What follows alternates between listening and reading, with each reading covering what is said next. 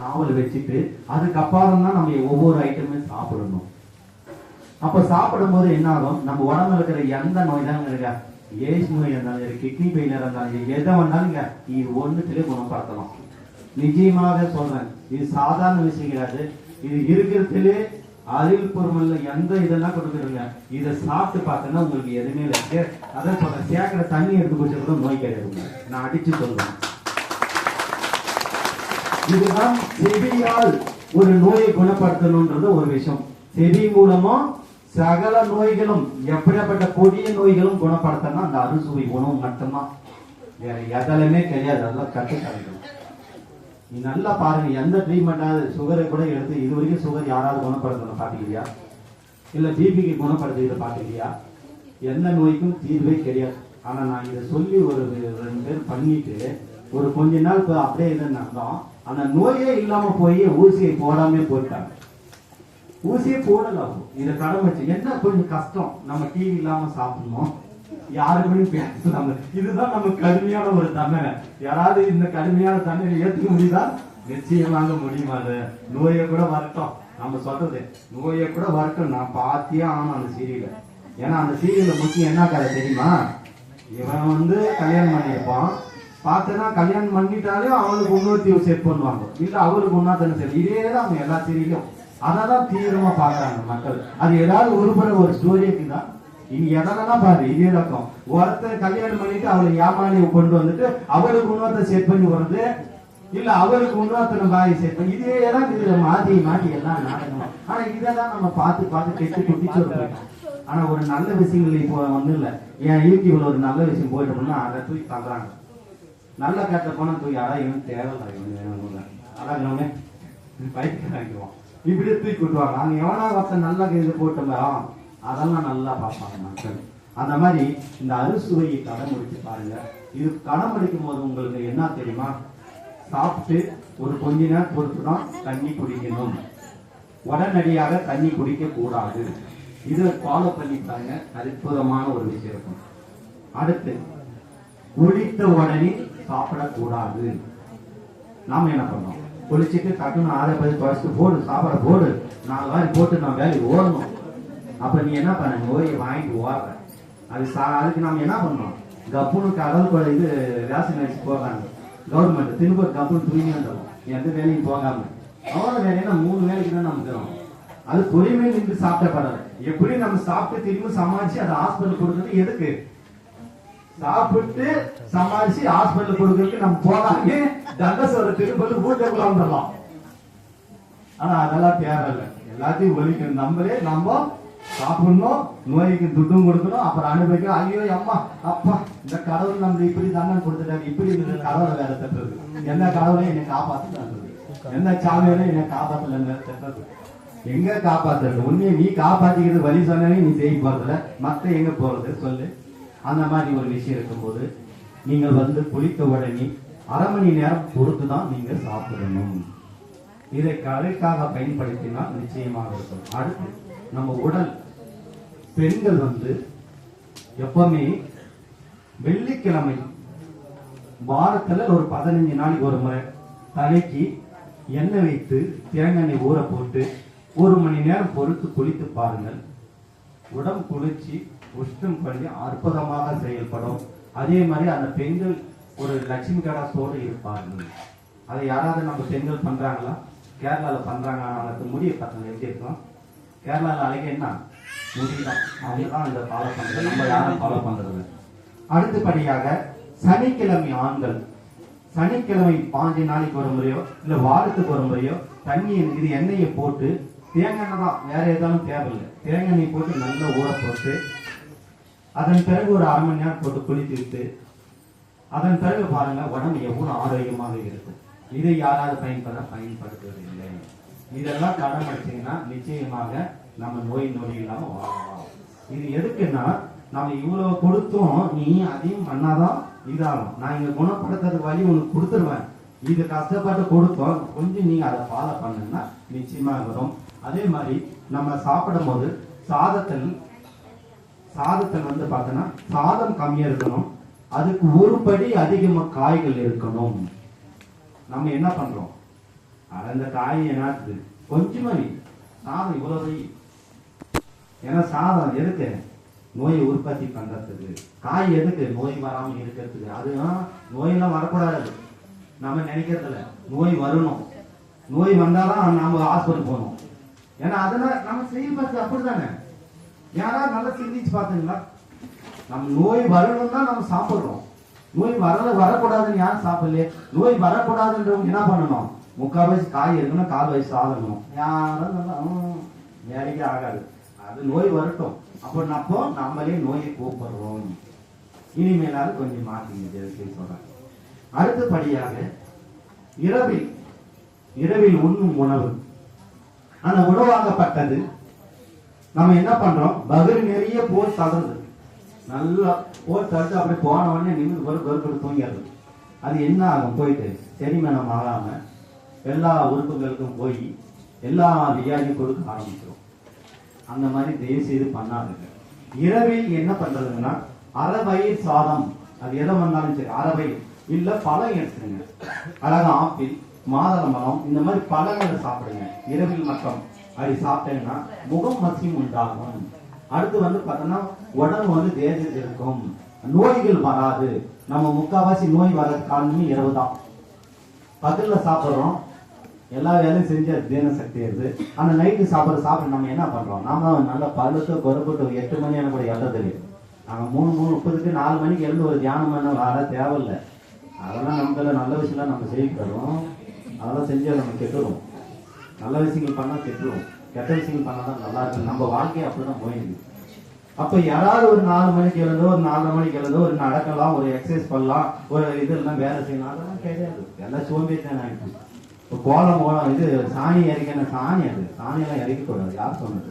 அதெல்லாம் இறைச்சது நல்லது கிடையாது. லட்சுமி வரக்கூடாது நம்ம வீட்டுக்கு. லட்சுமி வந்தா நம்ம பணக்காரன் ஆயிடுவோம். அதனால நாமளே வேணான்னு சொல்லி அதை தடுக்கிறோம். ஆனா நம்ம லட்சுமி வரணும்னு நம்ம இறைச்சா கண்டிப்பாக வரும். இதுல வேற என்ன கேட்கு? சாமி அந்த பணம் வசியத்தை கொஞ்சம் போட்டு கொடியனுன்றது. ஆனா வசியம் போட்டு தரேன், நீ போய் அதை செய்யலாம். அத மாதிரி நல்லா பெருக்கி கோலம் போட்டு அதை பண்ணும் போது அது ஒரு எக்ஸசைஸா இருந்துச்சு. இப்போ அது எக்ஸசைஸ் கிடையாது. நல்லா தூங்குறது, 8 மணிக்கு 9 மணிக்கு எழுறது, இழந்த உடனே என்ன சாப்பிடுறது? டீ. அந்த டீ எதுக்கு தெரியுமா? ஃபர்ஸ்ட் அந்த டீ சாப்பிட்றதே நம்ம போய் வரட்டும். ஹாஸ்பிட்டல் போறதுலாம் டீ சாப்பிடுறது வேற எதுவும் கிடையாது. நல்லா சொல்றாங்க. ஒரு டீ காலையில தூங்கி எழுந்து சாப்பிடும் போது அவனுக்கு என்ன ஆகும் தெரியுமா? சுகர் கண்டிப்பாக உற்பத்தி ஆகும். ஏன்னா வெறுவத்தில் சாப்பிடும் போது, அந்த டீ சாப்பிடும் போது அந்த சுகர் அந்த இது போய் உடம்பு பூரா பாய்ந்து சுகர் அதிகரிக்கும். இல்ல மற்ற நோய்களும் அதிகம். அதனால தூங்கி இழந்த உடனே ஏதாவது ஒரு ஜூஸை போட்டு குடிங்க. ஒரு நெல்லிக்காய் ஜூஸ், ஒரு அருகம்பில் ஜூஸ், ஏதாவது ஒரு மூலிகைங்க வெறுவத்துல முதல்ல நீங்க அதை சாப்பிட்டு பாருங்க. அதுக்கப்புறம் உடம்புல நோய்கள் குணமாகும். நாம என்ன பண்றோம்? Coffee, red coffee, tea. Tea வந்தாதான் நான் எழுவேன். டீ இல்லைன்னா நான் எழவே மாட்டேன். போட்டுட்டு அதில் வேற நம்ம இங்க ஒரு டீ சாப்பிடுவோம் வீட்டுல. அங்க போய் அங்க ஃப்ரெண்டு கிட்ட ஒரு 2 டீ, அங்க ஒரு 2 டீ, எல்லாமே நம்ம நோவை சேர்த்தின்னு கேட்டா நம்ம வேலை. இதெல்லாம் எதுக்கு என்ன தேவையில்லை. அப்படியே நீ டீ சாப்பிடணும்னா நான் என்ன சொல்றேன்னா, முதல்ல ஏதாவது ஒரு நம்ம உடம்புக்கு தேவையான ஆகாரத்தை போட்டு அப்புறம் சாப்பிடுங்க. அது நம்ம ஏற்றுக்கணும். முதல் தூங்கி எழுந்து யார் முதல்ல டீ சாப்பிடுறாங்கன்னா நிச்சயமாக உங்க உடலுக்கு பாதிப்பு, நோய் உண்டாகும். அடுத்து நாம என்ன பண்றோம்? நல்லா தூங்கணும். இந்த கொசு தொல்லை தாங்க முடியல. அப்ப இந்த கொசுவை என்ன பண்ணணும்? ஒரு முடிவு. இதுல போயிட்டு நம்ம அந்த கொசு சாகிறதுக்கு குட் நைட் இடத்துல போட்டுருக்கோம். அப்போ அந்த குட் நைட் ஒரு உயிரை அழிக்கக்கூடிய குட் நைட்டு நாம என்ன பண்றோம்? அதை போட்டுட்டு தூங்குறோம் கொசு தொல்லைக்கு. இந்த கொசு கடிச்சு ஒரு 4 சொட்டு ரத்தம் பண்ண கூட சந்தோஷம் போட்டுடலாம். ஆனா இந்த குட் நைட் இருக்குது பாருங்க, ஒரு மனிதனுடைய செல்லை மாரணம் பண்ண அழிச்சு கொண்டே வரும். ஒரு கொசுவே அழிக்குதுன்னா ஒரு மனுஷனுடைய அழியாதா? நல்லா கற்பனை பண்ணி பாருங்க. அப்ப நம்ம அந்த கொசுவத்தியை பயன்படுத்தலாமா? நிச்சயமாக கொசுவத்தியை பயன்படுத்தாதுங்க. கொசு தலை இருக்கும், அதை துணி போய் வீட்டுக்குள்ள வச்சிருங்க. இல்ல பேன் போட்டுங்க. சரி, பேன் போறதுன்னு நான் சொல்றேன் பாருங்க. என்ன பண்றோம்? பேன் போறது, பேன் போட்டா மட்டும் நல்லது கிடையாது. பேன் போட்டாலே ஆபத்து தான். பேனில் போட்டாலே நமக்கு ஆபத்து. இந்த பேன் ஆகப்பட்டது என்ன பண்ணுன்னா, இங்க இருக்கிற காத்த மட்டும் தான் நீ வீட்டுல எல்லாத்தையும் அடைச்சு வச்சிடற. ஏன்னா சந்து பொந்து யாரும் அங்க விடக்கூடாது. சந்து பொந்து விட்டு அவன் பார்ப்பான், இவன் பார்ப்பான், பக்கத்து வீட்டுக்காரன் மாத்துறான்னு எல்லா ஓட்டையும் போட்டு அடைக்கிறது. அடைச்சிட்டு நல்லா குடோன் மாதிரி உள்ள லைட்டு ஃபேன் ஏசி போட்டுக்கிட்டு, ஏசி இல்லாம தூங்குறதில்ல, ஃபேன் இல்லாம தூங்குறதில்ல. அது எதுக்கு? நோயை வர வைக்கிறதுக்கு, நோயை வர வச்சு ஹாஸ்பிட்டல் திறக்கிறதுக்கு. இப்படி எல்லாமே நம்ம நோயை வர வைக்கிறதுனே இப்படியே பண்ணிருந்தா குணப்படுத்துறதுக்கு நாம எதுவுமே செயல்படுத்துறது இல்லையே. அப்ப எப்படி நமக்கு நோய் குணமாகும், எப்படி இதாகும்? அப்போ உங்க வாழ்க்கையில மனிதனுக்கு நோய் கண்டிப்பாக அப்படியேதான் இருக்கும். முடிஞ்ச அளவுக்கு ஃபேன் போட்டுக்குங்க, அங்கங்க ஜன்னல் வைங்க. புரியுதுங்களா? இயற்கையை அனுபவிங்க. இயற்கையான இடத்துல அனுபவிச்சீங்கன்னா நிச்சயமா வரும். சரி, இயற்கை தேடி நம்ம எங்க போறோம்? இயற்கை தேடி போறதில்ல. எங்கன்னா இந்த மாதிரி ஒரு கோயில்கள் இயற்கை மரத்தடியில போய், ஏன்னா இயற்கை எப்பவுமே கோயில்கள்லாம் இயற்கை போட்டு போயிருக்கு. எதுக்குன்னா கோயில் கட்டுறது பாதி அது இருந்தாலும் இந்த இயற்கையான காற்று ஒரு மனிதனுடைய உள்ள போகும்போது அந்த மனிதன் ஆனந்தம் அடைந்து அந்த இயற்கையான இது வரும்போது அந்த செயற்கை காற்றுகள் நம்மள அண்டாது. அப்ப அந்த இடத்துல போய் உட்காரும் போது ஒரு ஆனந்தம் இருக்கா இல்லையா? இந்த இடத்துல மரம்லாம் வந்துட்டு நம்ம நின்று போகும்போது இங்க வரும்போது எவ்வளவு ஆற்றல் கிடைக்குது. அந்த மாதிரி நம்ம ஏதாவது இயற்கை வீட்டுக்கு ஒரு மரம் வைக்கணும். நாம என்ன பண்றோம்? வீட்டுக்கு மரமா அது கடகால போய் கடகால் வீட்டுக்கு போயிடும். அதனால அந்த மரத்தை வெட்டு. ஏன்னா அது வெட்டு யாரு கடகால் வரும் ஏன்னா அப்ப என்ன பண்றோம்? அந்த காத்து போயிச்சா அதுலயே நமக்கு நோய் வந்துச்சு. அது காப்பாத்தி விட்டா அந்த மரத்தையே முடிச்சிட்டோம் கதை. அது தினம் நமக்கு நல்ல காத்து கொடுத்துருச்சு, அந்த கதையை முடிச்சிட்டோம். அதை அந்த மரத்தை வெட்டணும் நமக்கு அடுத்து என்னதான் அது மூலியமா நம்ம நோயை வர வைக்கிறது வைக்கிறது. அதனால இனிமேல் வீட்டை சுத்தி ஏதாவது ஒரு மூலிகை செடிகள் வச்சுட்டு நல்ல காத்துகள் வரக்கூடிய ஆக்சிஜனை நம்ம கொண்டு வாருங்கள். அப்படி கொண்டு வந்தால் நம்ம உடம்புல இருக்க அத்தனை நோய்களும் குணமாயிடும். இதெல்லாம் நம்ம முடிஞ்ச வரைக்கும் முடியாது. நீ எந்த காலத்துல இருக்க சாமி தேவையில்லாத நீ உங்களோட வந்து உக்காந்து வீட்டுல அறுக்கிற சாமின்ட்டு எல்லாம் பிடிக்க உக்காந்துக்கிறேன்னு நினைக்கிறேன்.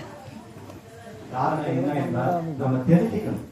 நம்ம மொழிகளாலும் நம்ம பிள்ளைகளாலும் கொஞ்சம் தெரிஞ்சு வாழ்க்கையில நம்ம தெரிஞ்சுக்கணும். இன்னைக்குலாம் நாளைக்கு இந்த சாமி சொன்னோம், என்னைக்காவது நம்ம செய்யலான்னு தோண்டாங்க. அன்னைக்கு அதுக்காக நான் சொல்லிட்டேன். இப்போ முதலாகப்பட்டது முதல்ல நம்ம வந்து நோய்கள் விரட்டக்கூடிய விஷயம் பண்ண போறோம். அந்த நோய்கள் மூலியமா தரித்திரம், பீடை நோய், வயிற்றில் இருக்கிற வசி மருந்துகள், வயிற்றில் இருக்கிற காத்து, சோடை, வயிற்றுல சில பேர் பார்த்தோன்னா இன்னும் குடுகுடுன்னு ஓடுதுன்னுவாங்க, இங்க குடுகுடுன்னு ஓடுதுன்னுவாங்க. அதெல்லாம் என்னன்னு கேளுங்க. அது பார்த்தோம்னா ஒரு கெட்ட ஆன்மா வந்து இது உள்ள இருக்கும். இன்னானிக்கு பிடிச்சி என்னானிக்கு போகணும், இன்னானிக்கு பிடிச்சி என்னானிக்கு போகணும். எத்தனையோ பேர் நான் தெரிவிப்பேன். சில பேருக்கு என்ன பண்ண தெரியுமா? போய் அடிவத்துல அந்த பெண்களுடைய யோனியில உட்காந்துக்கும். அவங்களுக்கு பார்த்தோன்னா கரெக்டா மாசத்துக்கு 10 நாள் 20 நாள் போயினே இருப்பாங்க. அவங்க தேவையில்லாம போய் ஹாஸ்பிட்டல் செலவு பண்ணிட்டு இருப்பாங்க. இதுதான் அவங்களுக்கு தெரியவே தெரியாது. லாஸ்ட்ல இங்க வந்தா தான் வேலை ஆகும். அதெல்லாம் காரணம் எதுன்னா அதெல்லாம் போய் அந்த சோடை போய் அங்க உட்காந்து இருக்கும்.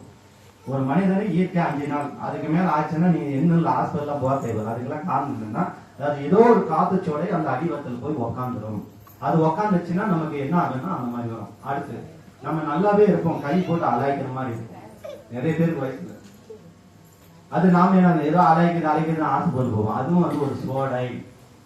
அந்த சோடை போகணும்னா இந்த மாதிரி மூலிகைகள் நம்ம நாவில் போகும்போது அது வெளியே வந்துடும். சரி, நம்ம தெரிஞ்சோ தெரியாம எங்கேயோ போறோம், ஒரு மருந்து யாருக்காவது ஒரு மருந்து வைக்கிறாங்க, அந்த மருந்து தெரியாம நம்ம சாப்பிட்டு இருப்போம்.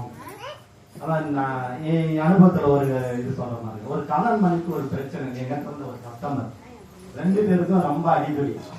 இந்த பொம்பளை என்ன பண்ணா, இந்த வீட்டுக்காரங்க என்ன பண்றது, இப்படியே அடிதுடி பண்ணிக்கிறான்ட்டு இருந்து பார்த்தா ஒரு நாள் பார்த்துட்டு, நீ இப்படியே பண்ணிருக்கிற கேட்டா உனக்கு இது என்ன பண்றேன்னு நினைச்சு நீ அங்க போய் ஊர் சுத்தி நிற்கிறது என்ன பண்ண, மொத்தம் அந்த கீரையை எடுத்துட்டு வந்து அந்த கீரை என்ன பண்றது வதக்கிடுது.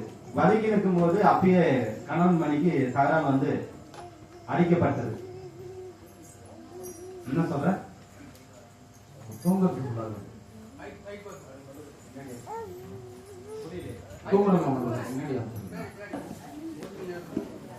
எது விட்டா கீரை. அந்த கீரையை வதக்கணும் போது செண்டை வந்துருச்சு. செண்டை வந்ததும் என்ன பண்ணிட்டான், அடிக்கடி வந்து இவன் சொல்லாம என்ன பண்ணிட்டான், இவன் போனை போட்டு பிரிண்டு ரொம்ப நட்டு எந்த பிரச்சனைக்கும் விளக்கிறதுக்கு பிரிண்டு இந்த மாதிரி வா, ரொம்ப எனக்கு என் பொண்ணா நீங்க பிரச்சனை கொஞ்சம் சமாதானம் பண்ணிட்டு வந்தான். பிரிண்டு வந்ததும் என்ன பண்ணலாம், வீட்டுக்கு வந்தது. வீட்டுக்கு வந்துட்டு இவன் 2 பேரும் அடிக்கடி ஆகி நான் என் வீட்டுக்கு போறேன் திட்டி போட்டு போயிட்டான். சரி திடீர் பண்ணி போயிட்டு இவன் வேதனில் பொண்டாட்டி சேண்டாச்சுனே உக்காந்துட்டான். நல்ல ஃப்ரெண்டு என்ன பண்ணா, என்ன வீட்டில் பார்த்தா எங்க வீட்டுக்கு கீரை தேடி இருக்கிறான். அதனால எனக்கு கீரைனா ரொம்ப பிடிக்கும், இந்த கீரை நான் சாப்பிடுவேன். சரி இவன் வேதனையில சாப்பிடல, இதுதான் சாப்பிட்டு இவன் என்ன பண்ணிட்டான், நல்லா போட்டு சாப்பிட்டான். முடிஞ்சு சாப்பிட்டு இந்த கணவன் மணி அண்ணன் இருந்து அவ்வளவு அன்பா இருந்த குடும்பம் இவங்க சாப்பிட்ட அண்ணிலிருந்து அந்த ஆண் இருந்தே இல்லை. உடனே இவன் பொண்டாட்டி சந்தேகம் வந்துச்சு, இவ்வளவு நாள் நம்ம வீட்டுக்காரன் நல்லா பார்த்துனோம்னா இன்னைக்கு நம்மளை கிட்ட கூட வர மாட்டேங்கிறானே, என்னதான் ஆச்சுன்னு பார்த்தா இவன் பொண்டாட்டி இவன் அடக்கத்துக்கு போட்ட மூலிகை கூட போனவன் முடிஞ்ச கத்தம்.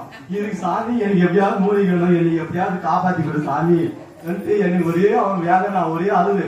இதனால அவன் பொண்டாட்டி இவன் பொண்டாட்டி சென்னைக்கு போயிருக்கான். இந்த மாதிரி பண்ணிட்டு போயிட்டாலே அப்பாவி, யாரு விட்டு சென்னைக்கு நான் போய் இந்த மாதிரி பண்ணிட்டேன்னு ஒரு இது கிட்டத்தட்ட பாருங்க, அவன் கிட்டத்தட்ட ஒரு 6 மாசமா நான் மூலிகைக்காக தேடி கொண்டிருந்தோம். நான் அதுக்காக என்ன பண்ணேன்னா, ஆண்மை விருத்திக்காக மந்திரங்களும், ஆண்மை விருத்திக்கு உண்டான இதுல இருக்கு மந்திரங்கள் இருக்கு, எந்திரங்கள் இருக்கு, மூலிகை எல்லாத்தையும் பயன்படுத்தி அது அவனுக்கு 48 நாள் மோகினி உபாசனை கொடுத்து இல்லாத காமாசியை உருவாக்கி அதுக்கப்புறம் கிட்டத்தட்ட 6 மாசம் ஆச்சு அவனுக்கு யாருக்கும் ட்ரீட்மெண்ட் கொடுத்தது. அப்ப சொல்றான், தேவையில்லாத இந்த ஃப்ரெண்ட் இந்த கணவன் மணி பிரச்சனை இருந்து, ஏன்னா இந்த மூலிகையாளர் நான் சொல்லும் போது அந்த ஞாபகம் வந்துச்சு எனக்கு. அவன் சொன்ன போனமோ இப்பவே அவனுக்கு அந்த மூலிகை நினைச்சு சிரிக்கிறது. இன்னைக்கு அது வந்து எனக்கு அது ஒரு இந்த மூலிகை பத்தி பேசினா அந்த மாதிரி வந்துடும். அது மாதிரி நம்ம பெண்களை போட்டு தவிர மூலிகை தேடி எல்லா மொழி இருக்கு, இல்லைன்னு கிடையாது. ஆமா, யாருக்கா தெரிஞ்சிருக்கா? தெரிஞ்சு மட்டும் அது இல்லமா, அது கூட கிடையாது. கை மூலிகை தெரிஞ்ச கை தூக்கு மக்களா தெரியல. தொட்டாசினி கிடையாது. தொட்டாசினி சாப்பிட்டா ஆண்மை விரித்து அதிகரிக்கும், கணவன் மணி ஒன்று சேருவார்கள். அது அது சும்மா ஒரு தவறான ஒரு விஷயத்துக்காக மந்திரவாதிகள் என்ன பண்றாங்க, அந்த பேரை சொல்லி விட்டாங்க. தொட்டாசினிக்கு வந்து என்ன பண்ணுன்னா, ஒரு ஆண்மையுடைய இதை பலபாதிக்கிறதுக்கு தான் தொட்டாசினிக்கு. காரணம் அது ஒரு ஆகாஷ்டான மூலிகை. ஒரு தெய்வங்களை வர வைக்கலாம், ஒரு மனைவி வர வைக்கலாம், ஒரு கணவனை வர வைக்கலாம், சகல தெய்வங்கள் தேவதைகள் அனைத்தையும் வர வைக்கக்கூடிய மூலிகை தொட்டாசினிக்கு. அதை மறைமுகமாக இப்படி சொல்லி மக்களை வந்து அதை எடுக்க முடியாம பண்ணிட்டாங்க. தினமும் இந்த தொட்டாசினி மூலிகை வீட்டில் வளைத்து அதை தொட்டு வணங்கி வந்தால் நிச்சயமாக உடனடியாக நடக்கும். யார் வீட்டில் வச்சிருக்க தொட்டாசினி? Very good. அடுத்த முறை நிறைய பேர் கையை தூக்கணும். ஒரு மனிதன் பணம் வேணும் என்று சொல்பவர்கள் இந்த தொட்டாசினியை தினமும் தொட்டு பணம் வரணும் பணம் வரணும்னு சொன்னா இது ஆகாச மூலிகை எப்படியாவது ஒரு ரூபத்தில் இழுத்து கொண்டு வரணும். அடுத்து ஒரு கணவன் மனைவி பிரச்சனை இருக்குன்னு வச்சுக்கோங்க, மனைவி கோச்சிட்டு போயிட்டாங்கன்னா கணவன் மரணம் தொட்டு மனைவி வரணும் வரணும்னு வேணும்னா மனைவி இழுத்துன்னு வந்துடும். இல்ல கணவன் மாதிரி சண்டை போட்டு போயிட்டா மனைவிமார்கள் தொட்டு கணவன் வரணும் வரணும் வரணும்னு தொட்டு போங்க இழுத்துன்னு வந்துடும். இதெல்லாம் யாரும் செய்யுங்க? யாரும் சொல்ல மாட்டாங்க. சொன்னா 10,000 போயிருக்கு. இதுதான் எல்லாம் மந்திராவே செய்யறாங்க. எல்லாத்தையும் சொல்லி கொடுத்துட்டோம், எல்லாம் இனிமேல் கத்துக்கணும். ஒவ்வொரு இதுலயும் ஒவ்வொரு மூலிகை மக்கள் சொல்லிட்டேன். அப்படியேப்பட்ட அந்த தொட்டாசினி மூலிகை வச்சுக்கலாம். சரி, அடுத்து நம்ம இந்த சுடுகாட்டு பூன்னு பார்த்துருக்கிறீங்கள, நித்திய கல்யாணி. இந்த நித்திய கல்யாணி நம்ம என்ன பண்றோம், கொண்டு போய் மயான்கள் மட்டும் தான் சொருகுவோம். ஆனா யாரும் வீட்டுல வச்சு வளர்க்க மாட்டாங்க. வளர்த்தறியா? Very good. யார் ஒருவர் நித்திய கல்யாணி செடி வீட்டில் வைத்து வளர்க்குறீங்களோ கண்டிப்பாக அந்த வீடு 2 மாடியாகும், 3 மாடியாகும், 4 மாடியாகும் ஆகும். கூடி சீக்கிரம் நிச்சயமாக சொந்த வீடு, வாடகை வீட்டுக்காரர்கள் சொந்த வீடு அமைக்கணும். நிச்சயமா அனுப்பிடுவான். நிச்சயமாக ஒரு நாளைக்கு சொந்த வீடாக போன்ல பேசுறேன் மைக் வச்சு. நிச்சயமாக இயற்கையாக இந்த மூலிகை அந்த சக்தி இருக்கு. அதை நம்பிக்கையோட பண்ணுங்க, கண்டிப்பா செயல்படுத்தும். நித்திய கல்யாணி செடி வச்சு வளர்த்திட்டு வாங்க. நம்ம மனக்கணக்குல போட்டு வீடு கட்டணும் வீடு கட்டணும் வீடு கட்டணும்னா கண்டிப்பாக வீடு கட்டிடுவீர்கள்.